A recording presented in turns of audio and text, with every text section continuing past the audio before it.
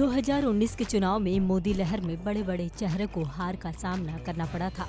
इस चुनाव में राहुल गांधी, एक पूर्व प्रधानमंत्री समेत 12 पूर्व मुख्यमंत्री चुनाव हार गए, जिसमें से अकेले 8 पूर्व सीएम कांग्रेस पार्टी के उम्मीदवार थे। ऐसा ही एक रिकॉर्ड 1984 में भी बना था। इसी को लेकर आज हम बात करेंगे।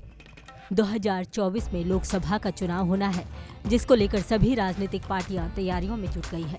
बता दें कि करीब 40 साल पहले हुए लोकसभा चुनाव में भविष्य के 3 प्रधानमंत्रियों समेत कई दिग्गजों को हार का सामना करना पड़ा था।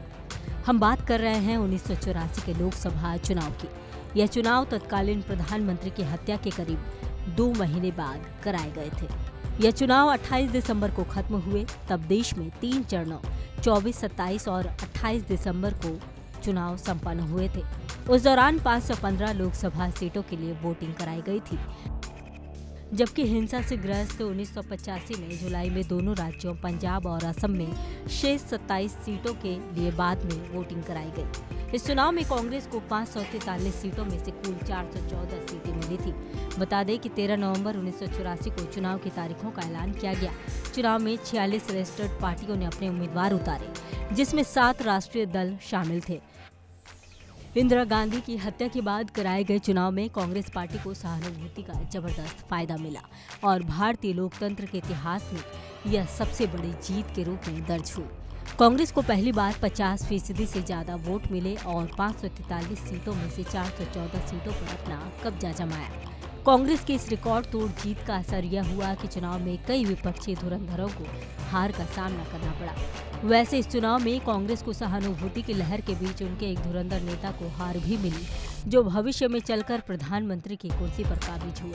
इस तरह से देखा जाए तो 1984 का यह लोकसभा चुनाव भविष्य के 3 प्रधानमंत्रियों के लिए बेहद निराशाजनक चुनाव साबित हुआ था, लेकिन इन्हें हार का सामना करना पड़ा। हारने वाले नेताओं में से 2 दिग्गज नेता विपक्षी दलों के चंद्रशेखर और अटल बिहारी वाजपेयी थे, जबकि कांग्रेस की ओर से हार का सामना करने वाले पूर्व पीएम पीवी नरसिम्हा राव थे। मजेदार बात तो ये रही कि 84 में हारने वाले नेता के महज 12 सालों के अंदर ही एक के बाद एक करके लगातार देश के पीएम बने। केंद्र में सत्तारूढ़ बीजेपी के लिए यह पहला आम चुनाव था और इस चुनाव में उसने 224 उम्मीदवार उतारे थे, जिसमें केवल 2 उम्मीदवार जीते और यह जीत अटल बिहारी वाजपेयी, लाल कृष्ण आडवाणी, सुषमा स्वराज या फिर मुरली मनोहर जोशी जैसे बड़े नामों के खातों में नहीं गई। अभी तक के चुनाव में कांग्रेस ने जो शानदार प्रदर्शन किया है, उसकी बराबरी कोई भी पार्टी नहीं कर पाई है।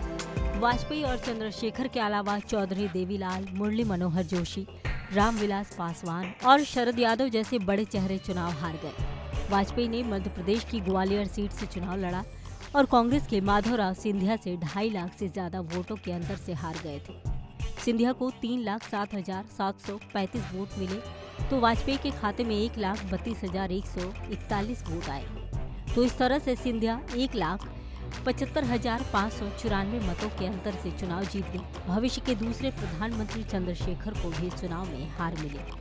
चंद्रशेखर ने यह चुनाव अपनी परंपरागत सीट बलिया से लड़ा, लेकिन उन्हें भी निराशा हाथ लगी। चुनाव में कांग्रेस के जगन्नाथ चौधरी ने आसान मुकाबले में चंद्रशेखर को 53,940 वोटों के अंतर से हरा दिया। चंद्रशेखर ने जनता पार्टी के टिकट पर चुनाव लड़ा। इसी तरह बीजेपी के दिग्गज नेता और पूर्व अध्यक्ष मुरली मनोहर जोशी भी 1984 के चुनाव में हार गए। बता दें कि विपक्षी दलों के 2 बड़े नेताओं के अलावा कांग्रेस के दिग्गज नेता और इंदिरा गांधी सरकार में देश के गृह मंत्री रहे पीवी नरसिम्हा राव को हार का सामना करना पड़ा।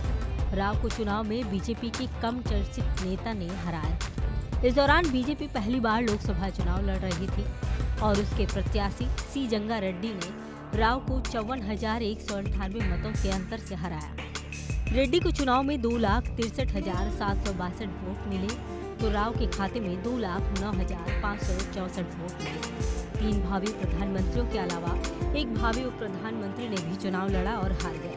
ये नेता थे चौधरी देवीलाल। देवीलाल ने हरियाणा के सोनीपत से लोक दल के टिकट पर चुनाव लड़ा और बेहद कड़े मुकाबले में उन्हें हार का सामना करना पड़ा।